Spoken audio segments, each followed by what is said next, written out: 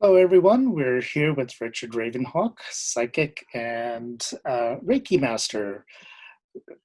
Where are you from right now? Where are you staying? Well, at present I'm in Ottawa, Ottawa. but I never, I'm not a local psychic per se because I travel so much with touring. Yeah. But Ottawa is my home base, and I have, I mean, clients globally, so. So, from what I know, you travel quite a bit, right? How many days of the year do you actually on the road doing psychic shows? I'm not sure. It's easier to say how many days I'm not. Last year I was only home 11 weeks. Wow, that's amazing. So, Quite the lifestyle. uh, it's just me, So when you're sitting immobile for a while. So I don't know. I've just always got to be going and always got to be doing. Right. I love people, So Well, speaking of people, I've got a question for you. Ravenhawke. How did you come up with that name, or what does that name mean? that's Kikagi Gawabanush in the Ojibwe tongue. I'm half native, and it was actually given to me by another seer who said that they had a dream, and so the in their dream I was a raven, but then they blinked or something happened, and I became this hawk, but I was still like a raven or something. Anyway, long story short, they said you should call yourself Raven, and I said, you know what? I really really like that, you know. So this was way back in the '80s. I kind of stuck with it since. When I first started off, I was just Richard for my first 2 years, and then Now it's Richard Ravenhawke. yeah, and it's very close to my actual native name, which is Antek, and that means pro in the Ojibwe tongue. So Okay, excellent. So one of the questions I get is clairvoyance. What is it, and what does it mean to you, and what does it mean to other people? clairvoyance actually comes from the French clairvoyance, which means clear vision. It's the ability to see with your third eye, with your pineal gland. Um, your pineal. Now, a lot of people get it mixed up. They call this the pituitary gland, but it's not. Your pituitary gland's in here, and it's something that helps you with digestion. But your pineal gland is your third eye. It's a I guess a sensory area of the brain that opens up and allows people to have visions and do channeling, things like that. So I spent a lot of my life, working on higher consciousness so I could open it up.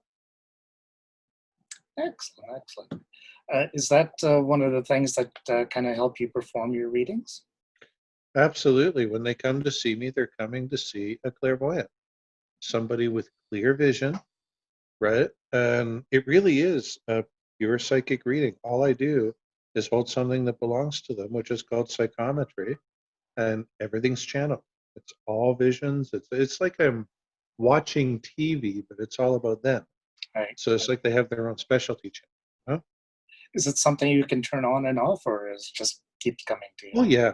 You can turn it off by grounding, focusing on your lower chakras. Also engaging in worldly activities, things like that. Um, a big mistake a lot of people make when they're getting into this stuff actually is they don't turn it off, and they uh, you know focus on stimulating their higher chakras even more, and they don't realize that the nature of what they're doing is stimulating those higher chakras anyway, Right. and they forget about the lower chakras. So they end up with higher chakras that are like this and lower chakras that are like peacelets, and they become unbalanced, and before you know it, they're channeling Elvis and talking to dolphins and having sex with aliens and all kinds of shit, because they're unbalanced and they don't know how to, so I like to keep a foot in the real world. When I'm not working, I'm not at work. It's the last thing I think of. I don't even watch TV shows on this stuff, So, because it keeps me balanced. Yeah. Okay, speaking of sex with aliens, what's one of the strangest encounters you've had with your one of your readings? Nobody could ever beat Captain Kirk with that green check. I'm sorry. But one of the strangest things I've encountered, let me see. I'm thinking, you know, when you said that, my mind immediately went to New Liskeard, Ontario, which is about an hour north of North Bay, Ontario. And I used to do the radio up there all the time, CJTT, so often that I made friends with the morning guy who's in Ottawa. And I read for this lady. She was 56 years old and she was pregnant. And, that in itself sounds strange, but I guess, women can as long as they're not at a certain stage in life, right? But the strange thing about it was 30 years ago, she had a total hysterectomy, scar and everything. She showed She doesn't know what the heck they took out of her. It obviously wasn't her uterus. Northern doctors, here she is, 56 and pregnant. And, she was I guess, a mystery to everybody. She was suing the hospital, so I don't know whatever happened with it. You can probably Google the court case. This was back in the early 90s. Cool. So give me an example of a good reading that you've had or good encounter that you've had. A good reading, some of my best readings that I've had, we've kept contact and we've become very, very good friends. I have a particular friend right now, Suryantu, who's a friend who's actually become an investment and a business partner because he swears I can fix stocks like nobody's business. So, if you look down my timeline on my Facebook, you'll see several references from him. Thank you. Apparently, I saved him from bankruptcy and that. So he always consults me before he does his investments. He says I'm like a human time machine for some reason. So I have no idea what that means, but apparently I've helped him do very, very well with his stocks. So it gives you an example of the diversity too in the types of clients that we have. You know, here's a male Asian businessman, and then over here is a almost 60-year-old French grandmother who is having another baby that, she didn't even know that she was capable of, because it contradicts medicine, right? Right. Um, so I know a lot of religious people come to our shows as well, um, but they have a hard time understanding psychics or dealing with psychics or explaining them. What do you say to the people who are, very religious and don't believe in psychics? Well, now there's a difference between religious people and people that don't believe in psychics. Religious people actually do believe in psychics, which is why they condemn them. How can you condemn something you don't believe in, right? So, they do believe in them, just think that they're wrong. But there's people that don't believe in psychics as well, and those are like the skeptics. Right.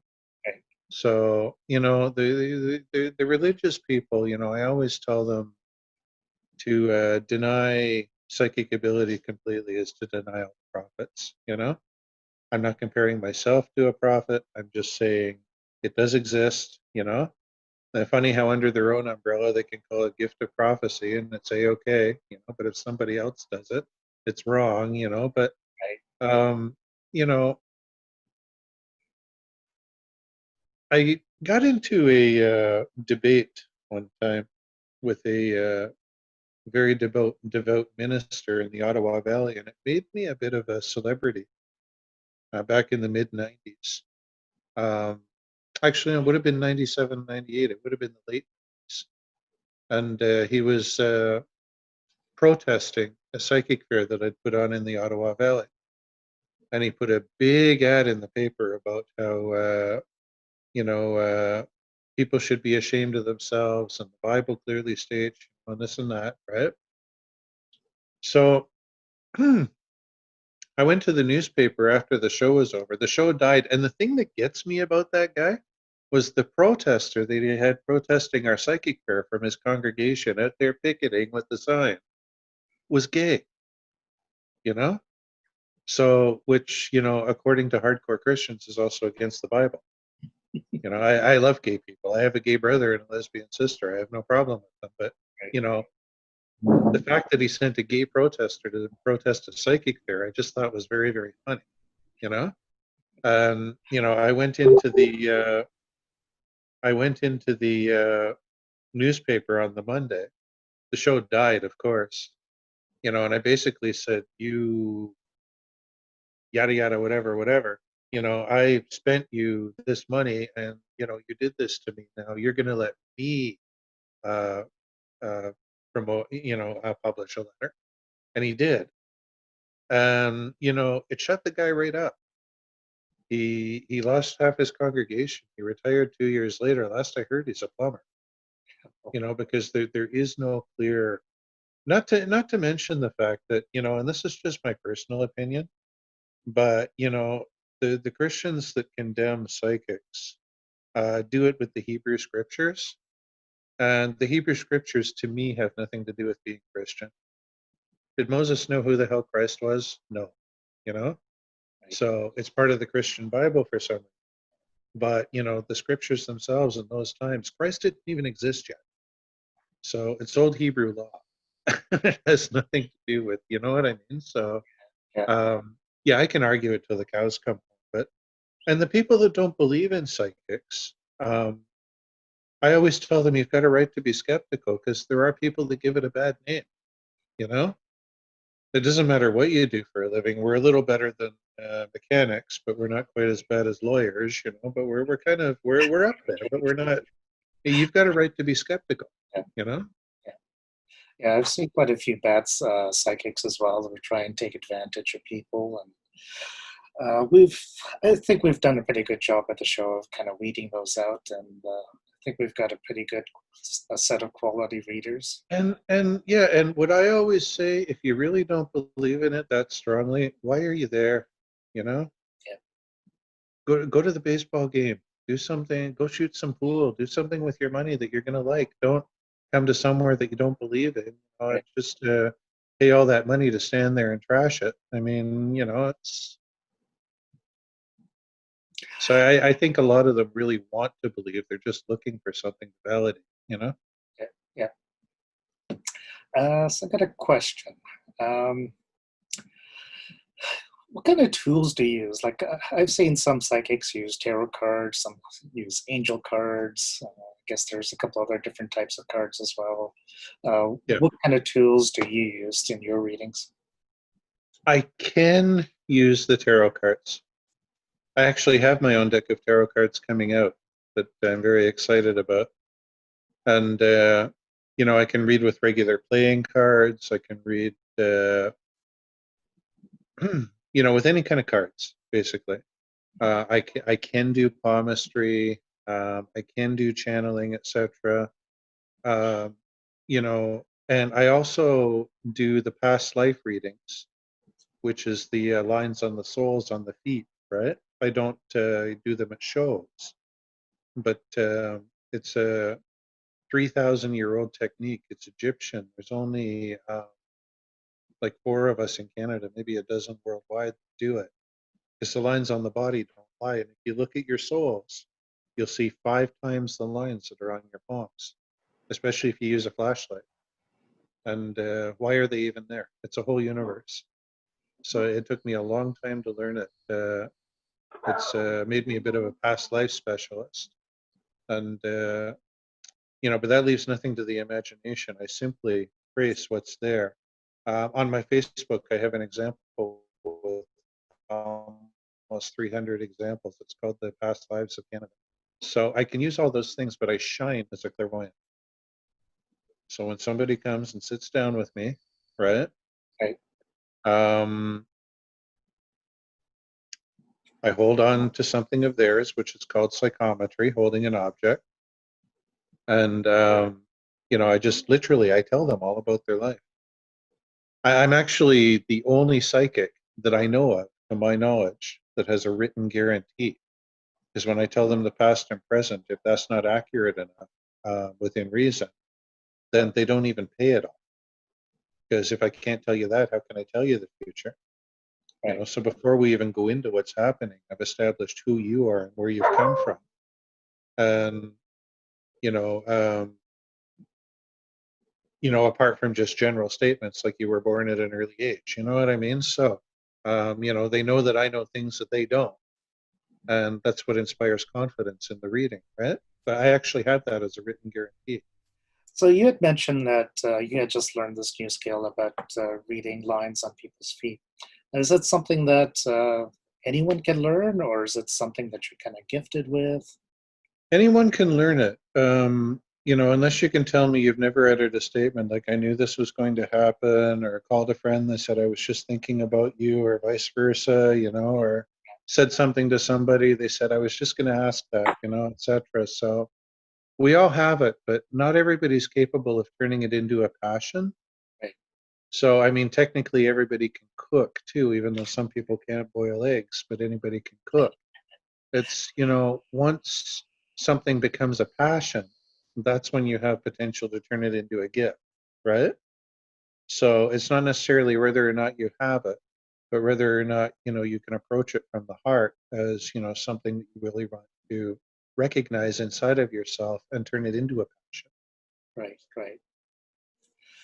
Okay, well, um, now you mentioned reading poems, palmistry, reading lines. What other services do you offer? I do Reiki, both in person and distant. Um, I prefer to teach it, but I can perform it.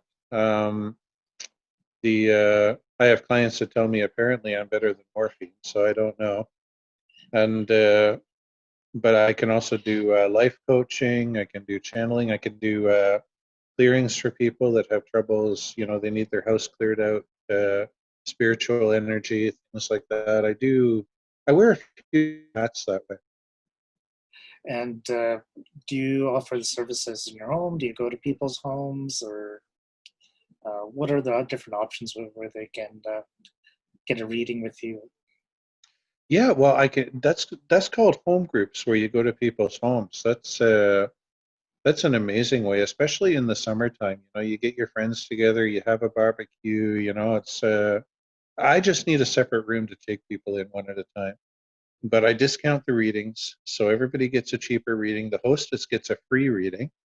You get to socialize with your friends, family. It's an awesome time, and it's really, really the way to go.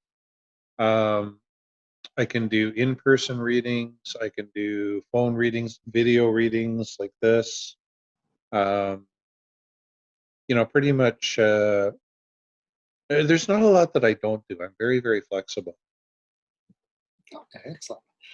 And just to end on a positive note, give me an example of a really positive reading that you've had, or positive experience that you've had from a reading. A positive experience that I've had for a reading, from a reading. Huh.